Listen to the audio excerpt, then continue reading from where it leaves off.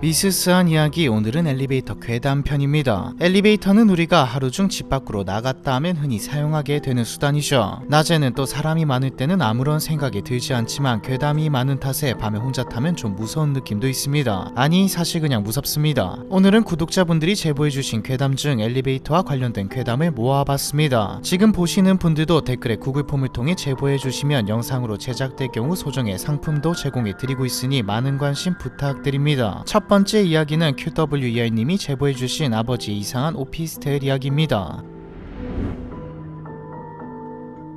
저희 아버지가 올해 69이신데 자식들한테 손 벌리고 싶지 않다 하면서 몇 달 전부터 오피스텔에서 경비일을 시작하셨습니다. 위치상 집이랑도 가깝고 집에 혼자 계시는 것보단 밖에서 사람들 만나며 쉬엄쉬엄 일하시는 것도 좋겠다 싶어서 응원해드렸죠. 그런데 일을 시작하고부터 자꾸 이상한 일을 겪기 시작하셨습니다. 여기서부터는 아버지의 시점으로 이야기를 해보죠. 출근한 지 한 달쯤 되었을 때 야간 순찰 나갈 준비를 하고 있는데 601호에서 인터폰이 왔습니다. 누가 엘리베이터에서 장난을 치는지 6층에서 자꾸 땡하는 도차금이랑 문 열리고 닫히는 소리가 나니까 살펴봐 달라고요. 일하시는 곳이 신축 오피스텔이긴 한데 종종 엘리베이터 라인과 가까운 방에서 엘리베이터 진동이나 소음과 관련된 민원이 들어왔던 터라 이번에도 그런 거라고 생각했죠. 근데 이런 경우에는 솔직히 관리사무소에서 해줄 수 있는 일은 딱히 없고 나가서 상황이 어떤지 보고 오는 정도입니다. 그래서 601호 아줌마에게 일단 가서 살펴보겠다고 하고 나왔는데 마침 엘리베이터가 1층에 내려와 있었고 젊은 아가씨가 올라타는 게 보였죠. 같이 가자고 쫓아가려다가 밤늦은 시간에 아가씨가 혼자 있어서 기다렸다가 다음 엘리베이터를 타는 게 나을 것 같아 일부러 느긋하게 걸었습니다. 그런데 문이 닫히고 난 후에도 엘리베이터는 다른 층으로 움직이지 않고 계속 1층에 멈춰 서 있었죠. 혹시 그 아가씨가 가지 않고 기다리고 있나 싶어 서둘러 가서 버튼을 눌렀는데 엘리베이터 안에는 아무도 없었습니다. 분명 아가씨가 엘리베이터에 타는 걸 본 것 같은데 이상한 기분이 들었죠. 뭔가 잘못 봤나 하며 6층으로 올라가는데 불현듯 뭔가 떠올랐습니다. 오피스텔은 1층부터 6층까지 상가와 사무실이 있고 7층부터 주거용 오피스텔이 있는 구조입니다. 6층은 사람이 거주하는 층이 아니었던 것이죠. 늦은 시간까지 야근하는 사람이 있는 건가 라고 생각했습니다. 그런데 6층에 도착해서는 몸이 굳어버리고 말았죠. 평소 겁이 없었는데도 식은땀이 흐를 정도였습니다. 601호 앞에는 공실 안내문이 붙어 있었거든요. 문이 잠겨있어 아무도 들어갈 수 없는 데다가 두들겨봐도 아무도 응답하지 않았습니다. 다음날 관리소장에게 지난밤 겪은 일을 이야기했더니 졸다가 꿈꾼 거 아니냐고 놀리면서도 6층은 절반 이상이 공실이라 한밤중에 인터폰이 울릴 일이 없으며 행여 울리더라도 올라가지 말라고 당부했죠.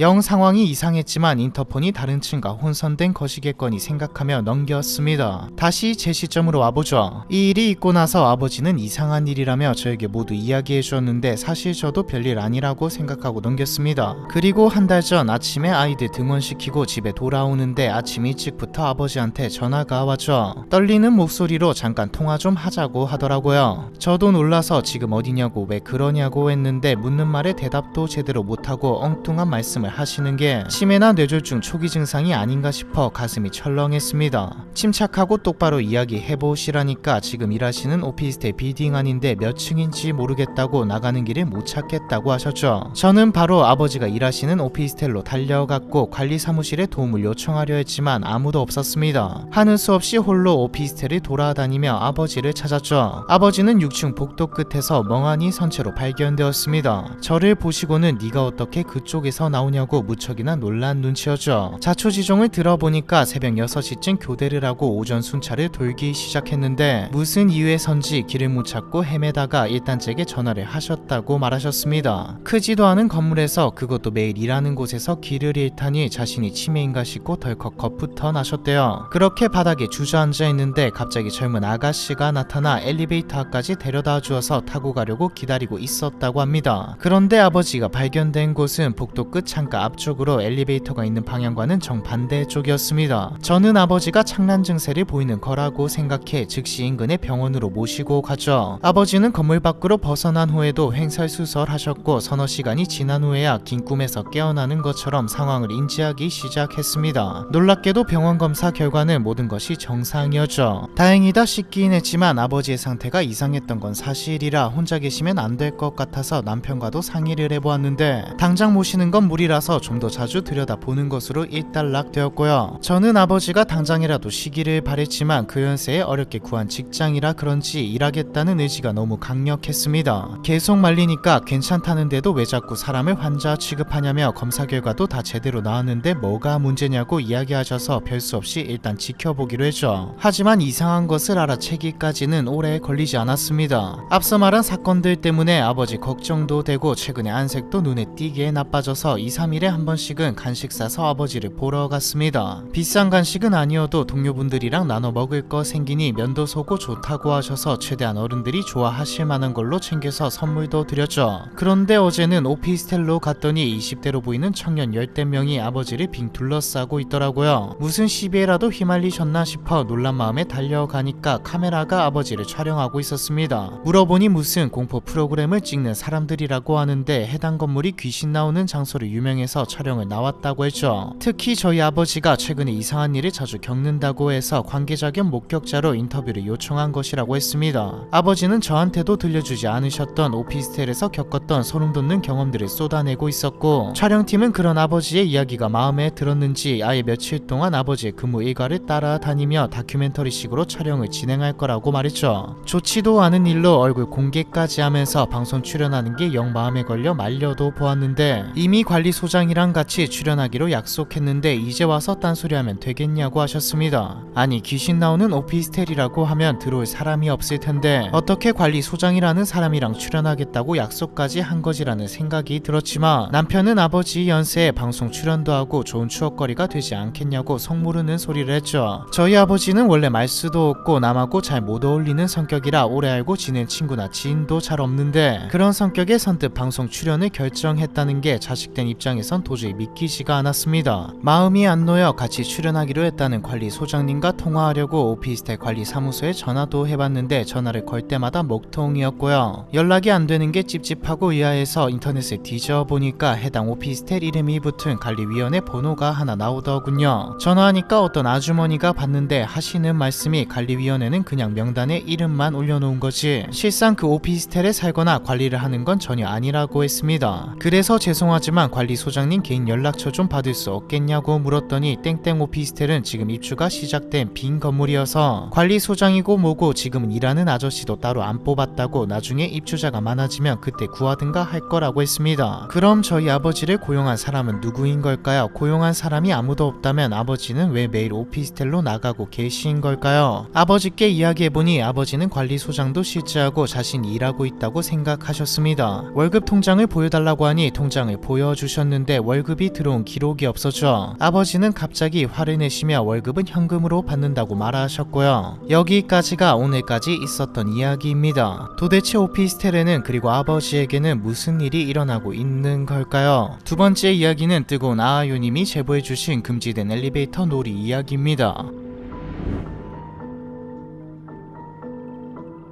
지금은 거의 없어졌는데 2000년대 초중반만 하더라도 작은 창문이 달려있는 엘리베이터가 많았습니다. 엘리베이터가 움직일 때마다 창밖으로 벽과 바닥을 통과해서 올라가는 게 보였죠. 엘리베이터 안에서 바깥을 볼 수 있다는 특성 때문에 공포 영화에도 자주 등장했는데요. 층이 바뀌는데 귀신이 같은 자리에 계속 서 있다거나 창문 밖에서 주인공을 기다리는 살인마 등이 나오곤 했습니다. 혼자 탈 때면 그런 잔상들이 생각나 겁이 나기도 했죠. 특히 그 당시에 가장 유명했던 괴담이 하나 있었는데요. 한 여학생이 늦은 밤 엘리베이터를 혼자 타기가 겁나 누구라도 같이 탈 사람이 오길 바라며 밖을 내다보는데 마침 인상 좋아 보이는 아저씨가 뛰어오며 같이 가자고 하죠. 잘됐다 싶어 아저씨와 함께 엘리베이터를 타고 올라가는데 학생이 9층을 누르자 아저씨는 바로 아래 8층을 누르며 윗집에 사는 학생이냐고 살갑게 인사를 건넵니다. 아저씨 덕분에 공포가 가신 학생은 8층 엘리베이터가 멈추자 안녕히 가세요라고 예의 바르게 인사를 하는데요. 내내 인상 좋아 보이던 아저씨는 엘리베이터 문이 닫히는 순간 돌연 인상을 바꿔 품속에서 칼을 꺼내들고 학생을 보며 희죽희죽 웃습니다. 그리곤 뒤로 돌아 미친듯이 계단을 뛰어오르기 시작하죠. 잠시 후 엘리베이터가 9층에 도착하고 문이 열리는데 창문 밖으로 칼을 든 아저씨가 보이면서 끝을 맺는 괴담입니다. 한동안 엘리베이터 실화 살인사건 등의 제목으로 인터넷에 떠돌았던 이 도시 괴담은 애들 사이에서도 인기가 많았는데요. 특히 약간의 연기력을 곁들여서 들려주면 다들 비명을 지르며 무서워하고는 했습니다. 저도 이야기를 듣자마자 평소 친하던 친구한테 해줘야겠다고 생각했죠. 제 친구가 웬만한 거엔 눈 하나 깜짝하지 않는 센 성격이라 겁먹으면 어떤 모습일까 내심 궁금했거든요. 그때 친구가 살던 아파트는 층별로 2가구씩 배치된 소형 아파트로 작은 창문이 있는 엘리베이터를 사이에 두고 2가구가 마주보고 있는 형태였습니다. 몇 번 집에도 놀러 가봤던 터라 엘리베이터 타고 가면서 직접 체험까지 하면 딱일 것 같아서 일부러 너네 집에 가서 같이 공부하다가 가면 안 되냐고 꼬셨죠. 친구는 바로 오케이를 했고 저희는 방과 후 친구의 집으로 향했습니다. 가는 동안 이 얘기 저 얘기 나누었는데 제 머릿속은 온통 어떻게 해야 더 무서울까 하는 생각뿐이었죠. 저는 타이밍을 계산해서 집에 거의 다 왔을 때 이야기를 시작했습니다. 인터넷에서 본 이야기인데 혹시 들어봤냐고 운을 뗐고 친구는 즉각 반응하면서 얼른 얘기해보라고 졸랐죠. 여학생이 혼자 엘리베이터를 탔는데 인상 좋은 아저씨가 따라 탔다는 대목을 이야기할 땐 이미 친구가 사는 아파트 1층에 도착했습니다. 저는 자연스럽게 이 얘기를 이어가면서 엘리베이터를 탔고 그 친구가 평소처럼 6층을 누르자마자 바로 5층을 눌렀죠. 친구는 왜 5층 버튼을 누르냐고 물었고 저는 일단 들어보라면서 이야기를 이어갔습니다. 엘리베이터는 곧 5층에 도착했고 저는 먼저 내려서 계단과 똑같은 순서로 품속에서 미리 준비한 가짜 칼을 꺼내들고 친구를 바라보며 최대한 괴기스러운 표정을 지었죠. 친구는 이미 겁을 잔뜩 먹은 표정으로 왜 그러냐고 물었습니다. 늘 씩씩하게만 보였던 친구가 잔뜩 쫀 걸 보니 상당히 재미있었습니다. 곧 엘리베이터 문이 닫히고 위로 움직이기 시작했고 저는 전속력으로 계단을 오르기 시작했습니다. 엘리베이터가 6층에 도착해 문이 열리는 순간 친구한테 뛰어드는 것으로 이야기를 끝맺을 생각이었죠. 계단을 깡총깡총 올라서 6층에 거의 닿은 순간 엘리베이터 문이 열리는 게 보였습니다. 저는 문이 열리는 타이밍에 맞춰서 입으로 큰 소리를 내며 친구를 향해 와다다 뛰어가죠. 그런데 엘리베이터 문이 열리는 순간 구석에서 떨고 있는 친구가 저를 보더니 갑자기 헉소리를 내면서 그 자리에 불썩 쓰러져 버렸습니다. 놀려먹을 생각에 잔뜩 들떠있던 저는 완전 겁에 질려 쓰러진 친구를 보고 나서야 정신을 차리고 친구에게 달려갔습니다. 이름을 부르며 흔드는데도 친구는 제 눈을 피하면서 바닥만 보며 덜덜덜 떨더라고요. 그 사이 엘리베이터 문은 닫히고 다시 1층으로 내려가기 시작했습니다. 친구는 완전히 기절한 건 아니었고 너무 놀라서 다리에 힘이 풀린 상태 같았죠. 괜한 개구 욕심에 사람을 잡았구나 싶어서 너무 미안했습니다. 곧 엘리베이터가 1층에 멈추고 문이 열렸는데 아저씨 한 분이 부둥켜 안고 있는 저희를 발견하고는 깜짝 놀라셨죠. 곧 친구네 엄마가 연락을 받고 내려오셨고 저는 대역 죄인이 된 마음으로 계속해서 친구에게 사과했습니다. 친구는 넋이 나간 얼굴로 일단 알겠으니 내일 학교에서 보자고 하고 올라갔죠. 저는 이상한 짓 했다가 친한 친구를 잃고 왕따까지 될지도 모른다는 생각에 밤새 떨었습니다. 다음날 학교에 가니 친구가 이미 나와 있었죠. 친구는 저를 보더니 화가 난 얼굴로 다가왔어요. 그리고 어제 왜 그런 거냐고 물어보더라고요. 저는 거짓말 없이 솔직하게 모든 걸 이야기했습니다. 그냥 놀려줄 생각에 그랬는데 생각이 짧았다고 사과했죠. 그런데 이야기를 듣는 친구의 얼굴이 점점 더 이상해졌습니다. 그러면서 어제 그 여자는 누구냐고 묻더라고요. 집으로 가는 길도 그렇고 엘리베이터 안에서도 친구랑 저 단 둘밖에 없었는데 무슨 여자 얘기하는 거냐고 물으니까 친구는 거의 울 듯한 표정으로 장난하지 말라고 사정했습니다. 진짜 영문을 모르겠어서 왜 그러냐고 물어봤더니 친구가 하는 말이 어제 5층에 도착했을 때 빨간 원피스를 입은 여자가 있었는데 제가 문이 열리자마자 내리더니 그 여자를 가로막고 품속에서 뭔가 이상한 걸 꺼내 자기를 쳐다보면서 웃었다고 합니다. 친구는 제 모습을 보고 무섭다고 생각하기보다는 다른 사람도 있는데 왜 저래 미쳤나 하고 있었는데 갑자기 그 여자가 저를 보면서 미친듯이 웃기 시작했대요. 진짜 입이 찢어져라 웃으면서 깔깔깔 웃는데 엘리베이터 문이 닫히고 제가 계단을 뛰어 올라가니까 그 뒤를 미친듯이 쫓아가기 시작했다고 합니다. 제가 무슨 일을 당할까봐 걱정돼서 작은 창으로 저를 보는데 제가 힘겹게 계단을 올라오는 등에 그 여자가 엎혀 있었다고 말했죠. 여전히 뒤집어지게 웃는 상태로 제 등 뒤에 찰싹 달라붙어 있었다고 했습니다. 잠시 후 엘리베이터가 멈추고 문이 열렸는데 제가 그 여자를 업은 채로 자신에게 달려들었다고 했죠. 너무 무서워서 다리에 힘이 풀려 그대로 쓰러진 후에 제가 뭐라고 소리를 지르면서 자기에게 달라붙었는데 엘리베이터를 타고 다시 1층으로 내려가는 동안에도 빨간 하이힐을 신은 그 여자 발이 저희 곁에 서 있는 게 보여서 감히 시선을 위로 올리지 못하고 바닥만 보고 있었다고 하더라고요. 다시 한번 말하지만 제 기억으로는 집에 가는 가는 길에도 엘리베이터 안에서도 친구와 저 단 둘밖에 없었거든요. 그런데 무슨 여자를 봤다는 건지 이해할 수 없었죠. 저와 친구는 서로 기억이 달라서 한참 동안 실랑이를 했습니다. 그러다 제가 친구에게 나지막이 이야기했죠. 내가 아무리 힘이 세도 성인 여자를 등에 업고 그렇게 빠르게 계단에 뛰어 올라올 수 있었겠냐고. 친구는 그제야 뭔가 깨달은 얼굴을 하고 그 뒤로 집에 돌아갈 때 혼자서는 엘리베이터를 탈 수 없게 되었습니다. 저는 졸업하기 전까지 친구를 집에 데려다 주어야 했죠. 모든 게 저의 죗값이라 귀찮거나 싫진 않았지만 친구를 데려다주고 혼자 엘리베이터를 타고 내려갈 때면 어디선가 그 빨간 원피스의 여자가 튀어나오지 않을까 너무나 무서웠던 기억이 납니다. 이 친구와는 성인이 된 지금까지도 같이 만나서 지내고 있는데 둘 다 여전히 창문 있는 엘리베이터는 무서워서 못타겠다고 이야기하죠. 다행히도 이제는 찾아보기 힘들어서 괜찮지만요. 세 번째 이야기는 업타운 펑크님이 제보해주신 아기 엄마 이야기입니다.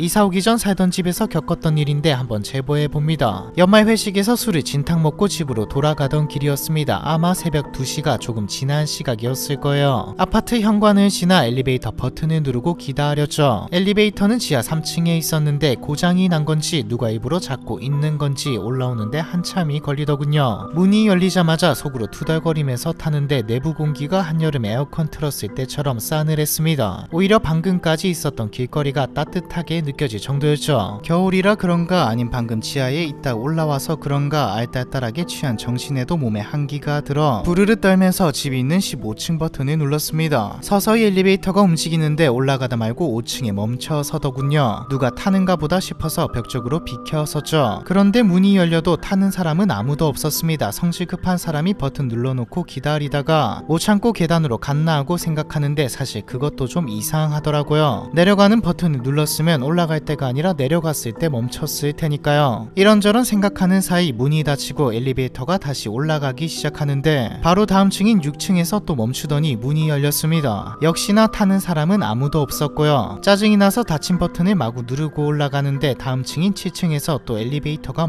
멈춰서죠. 어떤 새끼가 장난질이야 라고 속으로 생각했습니다. 새벽이라 그런지 인기척 하나 없이 고요하더라고요. 얼른 닫힌 버튼을 눌렀습니다. 그런데 또다시 8층에서 멈추며 문이 열렸죠. 근데 이번에는 엘리베이터 앞에 웬 젊은 여자가 한 명 서 있었습니다. 이제 막 30이 되었을까 싶은 앳된 얼굴이었는데 안색은 파리하고 입가는 허옇게 떠있고 자다 말고 겉옷만 급하게 주워입고 나왔는지 차림새도 후줄근한 게 딱 봐도 처지가 안 좋아 보였죠. 여자가 엘리베이터에 타지는 않고 멀뚱멀뚱 서 있기에 안 탈 거냐고 물어봤는데 제 쪽으로는 고개도 돌리지 않고 정면만 주시하면서 가만히 서 있더라고요. 순간 섬찟한 기분이 들어서 안 탈 거면 문 닫습니다 말하고 닫힌 버튼을 눌렀는데 문이 반쯤 닫히다 말고 다시 열렸습니다. 뭔가 싶어서 보는데 여자가 미동없이 그 자리에 서 있었고요. 아, 이제까지 이 여자가 장난친 거구나 싶더라고요. 안 탈 거면 비키라고 타이르고 닫힌 버튼을 눌렀는데 이번에도 문이 닫히다 말고 다시 열렸습니다. 그쯤 되니 저도 화가 나서 지금 뭐 하는 거냐고 자꾸 장난치면 관리실에 연락해서 사람을 부르겠다고 엄포를 놓았습니다. 그랬더니 이 여자가 고개를 돌려 저를 빤히 보면서 저희 애 못 보셨나고 하고 묻는 거예요. 무슨 갑자기 있지도 않은 애 타령을 하냐고 되물으니 애가 안 보여서요 라고 했습니다. 이 새벽에 애를 잃어버렸나 싶어 다시 보는데 그제야 여자가 쓰레빠를 한쪽만 신고 있는 게 보였습니다. 정신이 없어서 신발도 제대로 못 신고 나왔구나 싶었죠. 올라오는 동안에도 아이는 보지 못해서 모르겠다고 대답하며 필요하면 경비실에 호출해주겠다고 하는데 이 여자는 대꾸 없이 계속 정면만 바라보고 있었습니다. 눈동자는 생기라고는 없이 건조한데 여자를 보고 있자니 술기운이 가시면서 점점 등골이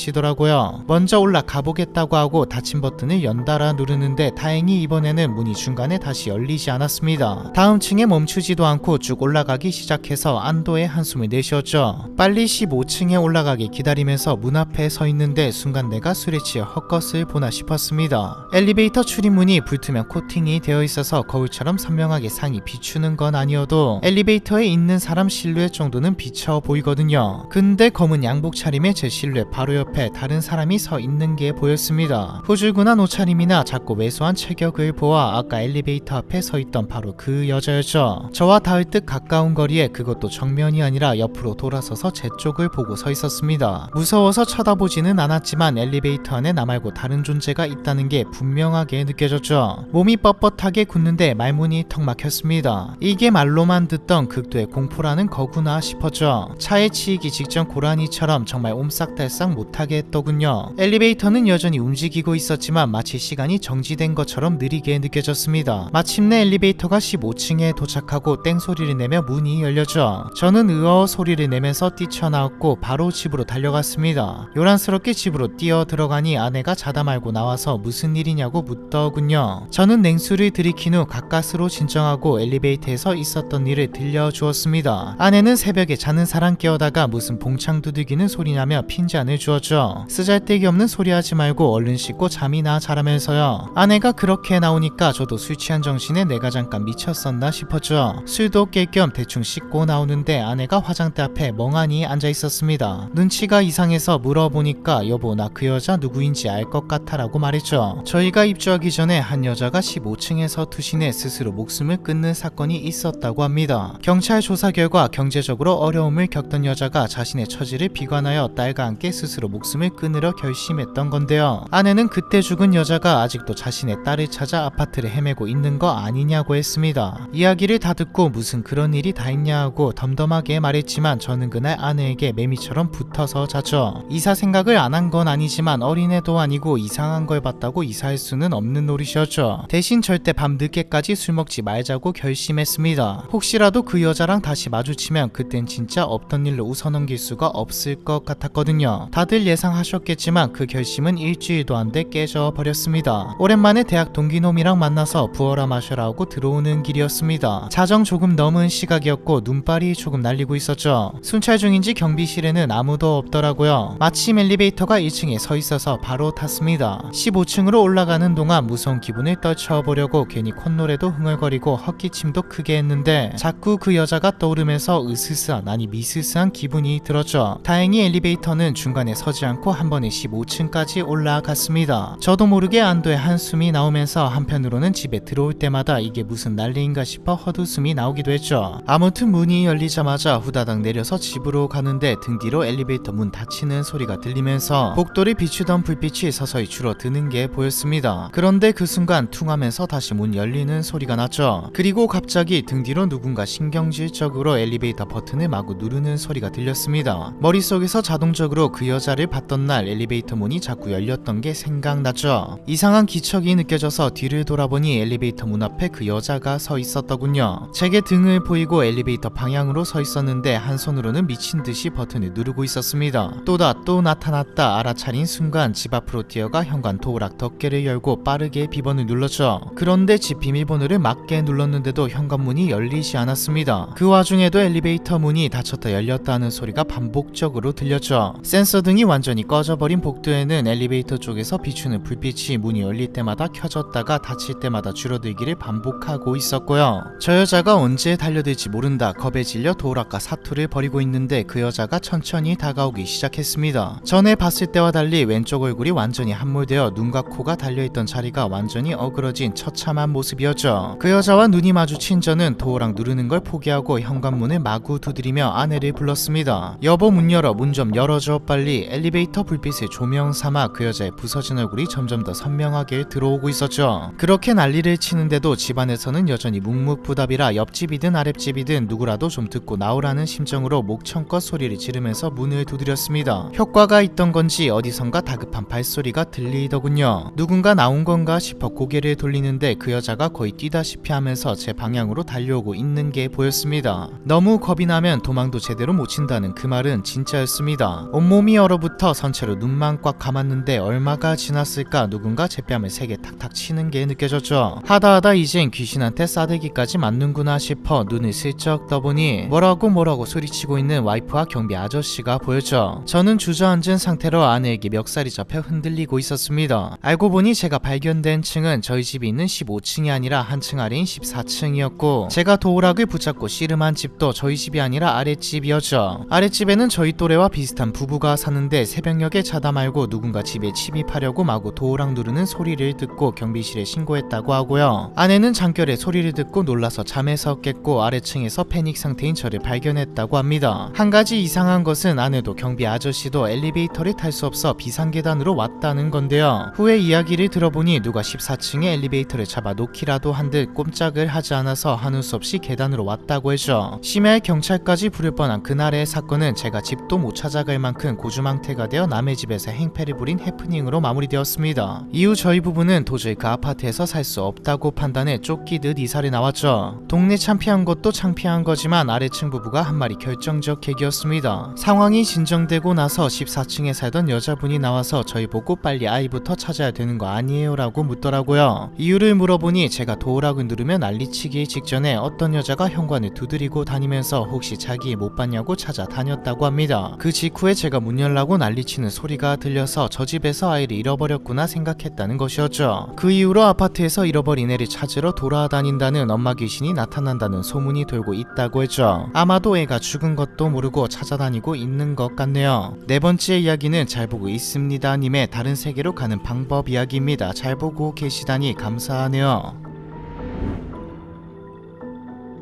몇 년 전에 인터넷에서 다른 세계에 가는 방법이라는 글이 유행했습니다. 당시 저는 도시 괴담이나 전설에 관심이 엄청 많았고 이와 관련한 카페나 커뮤니티도 가입해놓은 상태였죠. 학교 갔다 오면 하루 종일 이 세계 가는 방법을 찾아볼 정도였는데 그중 엘리베이터를 통해 다른 세계에 가는 방법은 10층 이상의 엘리베이터만 있다면 누구나 쉽게 따라할 수 있어서 인기가 높았습니다. 방법은 정말 간단한데요. 하나, 10층 이상 건물에 있는 엘리베이터를 탄다. 이때는 반드시 혼자여야 합니다. 둘, 엘리베이터에 탄 상태에서 4, 2, 6, 2, 10층을 누르고 순서대로 이동한다. 이때 중간에 누군가가 타면 실패로 처음부터 다시 시작해야 합니다. 셋, 10층에 도착하면 내리지 않고 5층을 누른다. 넷, 5층에 도착하면 젊은 여자가 엘리베이터에 탈지도 모른다. 이때 그 여자와 눈이 마주쳐서는 안되며 먼저 말을 걸거나 대화를 나눠서도 안된다고 합니다. 이건 본인의 안전을 위해서 반드시 지켜야 하는 수칙이라고 하죠. 다섯, 여자가 타 있건 없건 1층을 누른다. 여섯, 여기까지 순서대로 잘 따라했다면 엘리베이터는 10층에 도착한다. 여기서 그만 멈추고 싶다면 도착하기 전에 다른 층을 눌러야 한다고 합니다. 마지막 기회이니 두렵다면 망설이지 말고 누르라고 되어있죠. 7. 이 상태로 10층에 도착했다면 성공, 그리고 이 세계에 도착했다면 바로 알아차릴 수 있다고 했습니다. 그곳에는 사람이 자신밖에 없으니까요. 제가 이 시리즈를 좋아했던 가장 큰 이유는 다시 돌아오는 방법과 금기 등 자세한 설정이 존재했다는 것이죠. 먼저 현실로 돌아오는 방법은 5번째 순서에서 여자가 엘리베이터에 탔는지 타지 않았는지에 따라 아닙니다. 만약 탄 상태로 10층에 도착한 경우에는 10층에 내렸다가 다시 타서 올 때 사용했던 패턴 4, 2, 6, 2, 10층을 누르고 순서대로 이동한 후 1층을 누릅니다. 이때 엘리베이터가 1층으로 가지 않고 다시 10층으로 간다면 도착하기 전에 6에서 8층 중 아무거나 눌러 다시 현실 세계로 돌아올 수 있다고 하죠. 5번째 순서에서 여자가 엘리베이터에 타지 않은 상태로 10층에 도착한다면 내리지 말고 곧바로 1층을 눌러야 합니다. 버튼이 인식이 안 된다면 될 때까지 계속 연타해야 하고요. 이 버전이 가장 잘 알려진 다른 세계에 가는 방법인데 집에 가기 위해서 매일 타는 엘리베이터를 이용해 이 세계로 간다는 점이 신비로우면서도 무서워서 좋았습니다. 그런데 어느 날 여느 때와 같이 이런 이야기를 찾아보다가 이 세계에서 돌아왔습니다라는 글을 봤습니다. 지금 알려진 엘리베이터로 이 세계 가는 방법은 맞으나 세계에 대한 설명은 다르다는 내용이었죠. 가는 방법은 동일하지만 다른 세계에 도착했는지 확인하는 방법이 사실상 없다는 겁니다. 이 방법을 통해서 도착한 세계도 살던 곳과 비슷한 곳이기에 알아차리기 쉽지 않다는 것이었죠. 딱 하나 다른 점이 있는데 이 세계를 갈 때 사용했던 엘리베이터, 즉 건물에 무언가 일어난다는 것이었죠. 자신은 위의 방법에서 5층에서 여자가 타고 10층에서 내렸다고 했습니다. 하지만 다른 세계에 정말 나밖에 없는지 확인하기 위해 바로 다시 타지 않고 내려서 창밖을 확인해봤다고 했죠. 그런데 너무나도 평소와 같은 모습이었다고 합니다. 길거리는 익숙한 풍경이었죠. 사람도 많았고요. 뭐야 아무 일도 안 일어나네라고 생각하며 약 일주일을 살았다고 합니다. 그리고 일주일 뒤 자신이 사용했던 엘리베이터가 있는 건물이 화재로 불에 타버리고 말았죠. 글쓴이는 혹시나 싶어 밤에 현장에 들어가 엘리베이터를 눌러보았는데 작동했다고 합니다. 그리고 이전과 똑같은 방법으로 순서대로 실행하였는데 화재가 난 건물에서 그것도 새벽에 5층에서 여자가 탔다고 하죠. 여자가 타고 나서 1층을 눌렀을 때 엘리베이터는 10층으로 올라갔습니다. 그리고는 생각했답니다. 내가 이 세계에 와서 엘리베이터로 이 세계로 가는 법을 하고 있으니 지금 있는 세계 입장에서는 내가 원래 살던 세계가 이 세계일 테니 다시 돌아가려면 아예 내려야 한다고 생각해 저번과 같이 10층에서 아예 내렸다고 했죠. 10층에 내려서는 곧장 집으로 향했는데 사실 자기도 자신이 미쳤다고 생각했답니다. 한밤중에 이게 뭐하는 짓인가 싶어서 말이죠. 그런데 집에 도착해보니 어머니가 갑자기 벌떡 일어나 자신에게 안겼다고 했습니다. 어머니를 진정시키고 왜 그러냐고 했더니 도대체 일주일간 이야기도 없이 어디에 갔다 온 거냐고 말하셨고요. 저는 이 이야기가 하기가 너무 재밌었습니다. 언젠간 기회가 있다면 한번 시도해보리라는 마음을 먹었죠. 도전 욕구는 학원 끝나고 집에 가는 동안 계속 커졌고 무의식 중에 10층 이상 건물을 스캔하고 있는 제 자신을 발견했습니다. 마침 근처 친구네가 있던 건물이 13층 건물이라서 안성맞춤일 것 같았죠. 만약에 하다가 다른 어른들한테 걸리더라도 친구 만나러 왔다고 하면 되니까요. 매뉴얼에는 새벽 3시가 가장 좋다고 나와 있었지만 학생 신분이라 그렇게 늦은 시간에 집 밖에 나오는 건 불가능하니 더 늦기 전에 후딱 해치우고 집에 가자라는 생각이 들었죠. 저녁 10시가 조금 안 되었던 걸로 기억합니다. 다른 세계에 가는 방법은 처음부터 끝까지 혼자 해야 해서 혹시나 다른 사람들이 있을까봐 두리번거리며 건물 안으로 들어갔습니다. 운이 좋았는지 다른 사람들은 나오지 않아서 혼자 엘리베이터를 타는 데까지는 성공했죠. 처음에는 심장 소리가 들릴 정도로 긴장되었는데 막상 엘리베이터를 타니까 내부 전등 때문에 환해져서 무서움도 약간 가시더라고요. 저는 침착하게 4, 2, 6이 10층 순서로 버튼을 누르고 이동했습니다. 엘리베이터 문이 열릴 때마다 각층 복도가 보이는데 불빛 하나 없이 어두컴컴해서 오싹한 기분이 들었죠. 10층으로 올라갈 때쯤에는 진짜로 이 세계로 갈 거라는 기대보다는 유명한 도시계담을 실제로 따라하고 있다는 생각에 짜릿하기까지 했죠. 10층에 도착해서 블로그에서 본대로 5층을 눌렀습니다. 그래서 본대로라면 이제 5층에서 어떤 여자가 탈 수도 있는데 그 여자는 사람이 아니라 절대 말을 섞어서는 안 된다고 했죠. 설마 진짜로 여자가 타겠냐 싶으면서도 혹시나 하는 마음에 긴장이 되더라고요. 엘리베이터 벽에부터 조마조마한 마음으로 문이 열리길 기다렸습니다. 이윽고 엘리베이터가 5층에 도착하고 문이 열렸죠. 역시나 아무도 없었고 복도는 컴컴했습니다. 그럼 그렇지, 저는 내심 여자가 없다는 것에 안도하며 1층 버튼을 눌렀죠. 엘리베이터 문이 서서히 닫히는데 갑자기 5층 복도 끝에 환하게 불이 켜지는 게 보였습니다. 여전히 복도에는 아무도 없었는데 복도 끝쪽에 센서등이 켜진 거죠. 마치 누군가가 있는 것처럼 말입니다. 순간 소름이 돋아서 1층 버튼을 미친듯이 눌렀습니다. 엘리베이터는 곧 움직이기 시작했죠. 저는 혹시나 엘리베이터가 그래서 본 것처럼 10층으로 올라가진 않을까 걱정했는데 다행히 엘리베이터가 아래로 움직이는 게 느껴졌습니다. 그런데 엘리베이터 문 위쪽을 보니 층수는 오히려 올라가고 있었죠. 순간 숨이 턱 막히더니 정신이 아득해졌습니다. 발에 힘이 풀리더니 그 자리에서 쓰러지고 말았죠. 일어났을 때는 병원이었습니다. 몸에는 별 이상 없다는 이야기를 듣고 태어난 뒤 엄마한테는 잔소리를 듣고 다시는 이러지 말아야겠다고 생각했죠. 집에 도착한 뒤에는 컴퓨터 안에 있던 이 세계 관련 자료를 모아둔 폴더도 삭제해버렸죠. 더 이상 이쪽으로 관심을 가지면 안 될 것 같았거든요. 그런데 일주일 뒤 어머니가 집에 와서는 제가 쓰러졌던 그 건물에 불이 났다는 이야기를 해주셨습니다. 그 말을 듣고 달려가 보니 진짜 건물이 까맣게 그을려 있었죠. 저는 새벽에 집에서 몰래 나와 화재가 난 건물로 향했고 혹시나 싶어 엘리베이터를 눌러보았지만 작동하지 않았습니다. 얼마 뒤 그 건물은 아예 철거되고 새로운 건물이 들어섰죠. 솔직히 저는 그냥 일련의 사건들인지 정말 이 세계에 온 것인지는 잘 모르겠습니다. 지금도 얼떨떨하니까요. 이상한 점은 이 세계에서 돌아왔다는 글을 아무리 찾아봐도 찾을 수 없다는 것이죠. 혹시 저와 같은 경험을 하신 분이 있으실까요? 마지막 이야기는 저번에 이어 한 번 더 제보해주신 박상윤님의 그 회사의 아가씨 이야기입니다.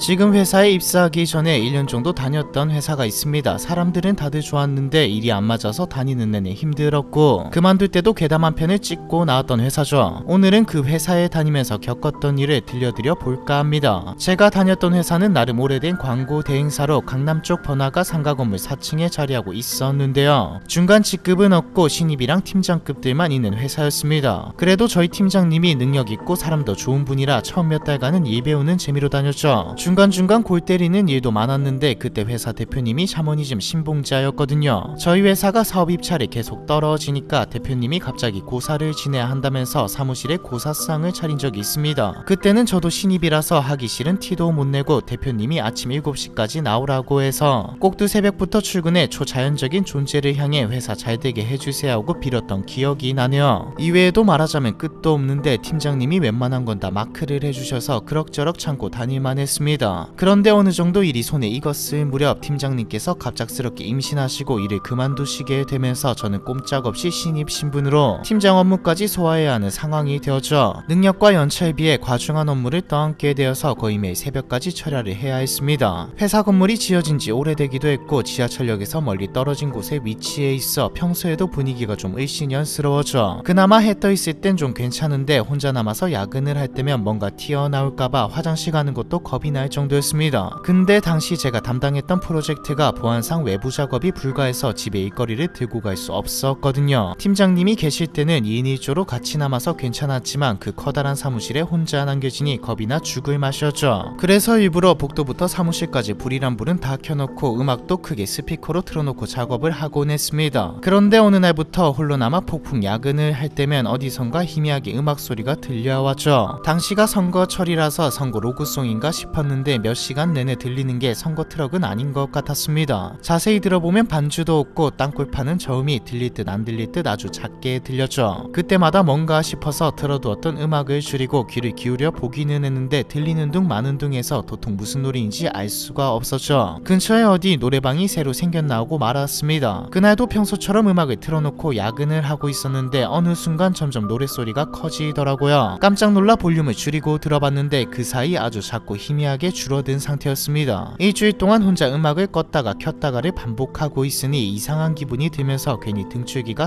서늘해지더라고요. 예전에 팀장님께서 우리 건물에 귀신 나오니까 혼자 늦게까지 있지 말라고 했던 것도 생각나고요. 그냥 내일 아침 일찍 출근해서 하는 게 낫겠다 싶어 서둘러 컴퓨터를 끄고 일어나는데 모니터 앞에 놔두었던 지갑이 보이지 않았습니다. 어디 있지 싶어 가방이며 코트며 다 찾아봤는데 안 나오더라고요. 분명히 낮에 점심 먹고 사무실로 돌아와서 모니터 앞 늘 두던 자리에 둔 것 같은데 찾을 수가 없었죠. 지갑 속에 사무실 보안카드 키가 있어서 못 찾으면 집에 돌아갈 수도 없는 상황이었습니다. 바닥에 떨어졌나 싶어 책상 아래를 찾아보는데 벽과 맞닿은 구석진 자리는 잘 보이지 않았습니다. 휴대폰으로 손전등을 켜고 안쪽을 비춰보는데 순간 책상 끝쪽에서 여자 발이 보였죠. 젓갈색에 굽이 없는 낮은 구두를 신고 가지런하게 발끝을 붙이고 서 있었습니다. 너무 놀라서 비명을 지르며 뒤로 자빠져 버렸죠. 넘어지면서 휴대폰도 놓쳐버렸는데 얼른 집어서 다시 책상 아래를 비춰보니 아무것도 없었습니다. 바로 밖으로 뛰어나가고 싶었지만 그 짧은 순간에도 지갑이 없으면 사무실 문을 잠글 수 없고 그렇다고 문 열어놓고 갔다가 도둑이라도 들면 컴퓨터며 아이맥이며 다 들고 갈 텐데 내가 물어줘야 하는 게 아닌가 하는 현실적인 걱정이 들었죠. 지금 생각하면 웃기지만 당신은